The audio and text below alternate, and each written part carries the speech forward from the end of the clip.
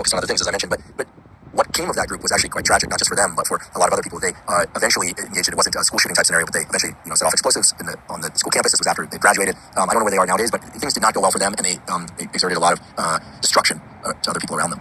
But before they did that, there was this kind of banding together around the fact that they didn't fit in, and they weren't bullied, as I recall. I could be wrong about this, but I've seen this in other forms too. Like, if you can't meet the standard, band up with other people and change the standard, and then you don't feel as demoralized, perhaps. I can understand, I can rationalize why this would be a reasonable approach, but I'm seeing this more and more. I'm also seeing, by the way, the other end of the spectrum, people are overly aggressive and pleasure-seeking and things of that sort. But for the moment, I'd like your thoughts on, how demoralization can split off into different expressions depending on how people feel and who else they're relating to. Yeah.